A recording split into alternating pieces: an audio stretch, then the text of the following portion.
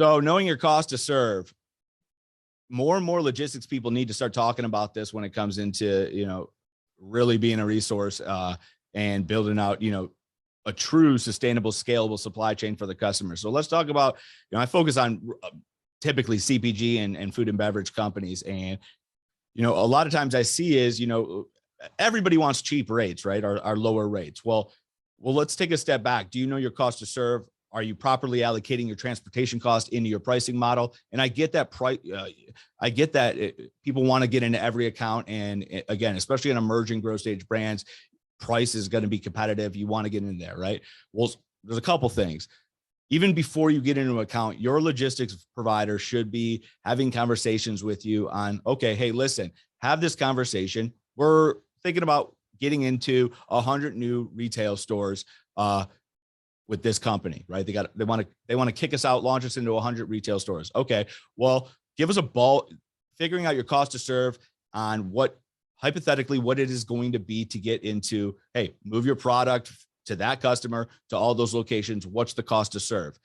That's going to give you, the customer, an option to say, okay, this is the price we're going to have to negotiate with this vendor. Do they take it or not?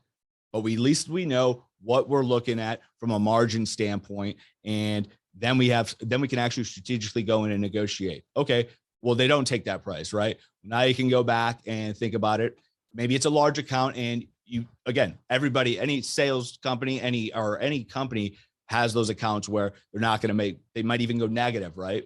Well, but they have to know that, right? Okay, this is a huge account. It's going to give us huge exposure. We're going to have to, cut into our margins. We're going to be running like negative 10% when it comes into, profit.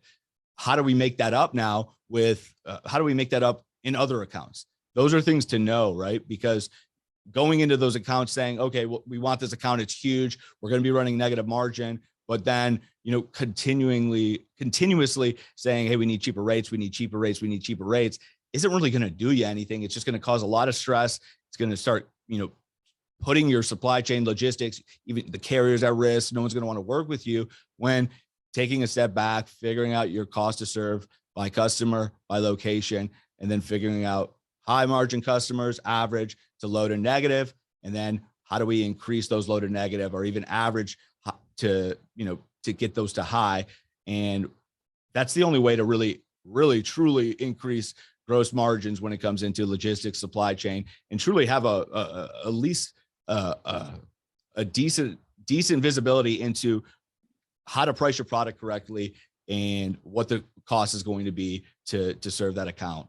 And obviously there's other things that factor into cost to serve, but from a logistics supply chain standpoint, it's a huge gap that I don't see many of us talking about, that it's something that we need to talk about. So yes, pricing when it comes into freight rates need to be competitive, but at the end of the day, knowing your cost to serve is only going to serve that much more when it comes into scaling and increasing gross margin within your entire organization. So if your logistics vendor, 3PL broker isn't doing anything like this, reach out to me and we can go from there. Contact information will be on the left.